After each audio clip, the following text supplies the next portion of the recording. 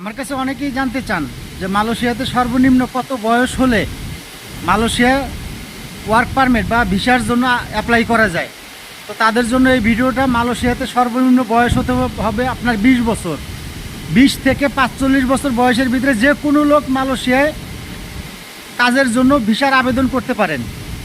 এর থেকে নিচে হলে কিন্তু মালয়েশিয়াতে আসতে পারবেন না। যাদের পাসপোর্টের বয়স 20-এর কম তারা কিন্তু মালয়েশিয়াতে আসতে পারে না।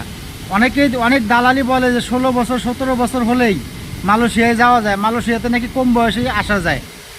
16 বছর 17 বয়সে যেহেতু ইন্টারন্যাশনাল লতেই নাই, 16 বছর 17 বছর মানুষ হলো নাবালক, তাদের কর্ম করার ক্ষমতা নাই, তারা এখনও নাবালক। কোনো দেশই এই 16-17 বছর বয়সে বাচ্চাদেরকে কাজের অনুমতি দেয় না। তাই বাংলাদেশেও যেহেতু দেয় না, তো ইন্টারন্যাশনালভাবে তো এটা প্রশ্নই আসে না।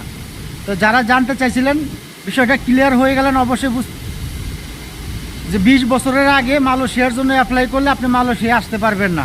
দালাল যেটাই বলুক আপনাকে, দালাল যত লোভী দেখাক, 20 বছরের আগে অ্যাপ্লাই করলে মালয়েশিয়ার জন্য অ্যাপ্রুভ হবেন না আপনি। ধন্যবাদ সবাইকে। ভিডিওটা শেয়ার করে দিন।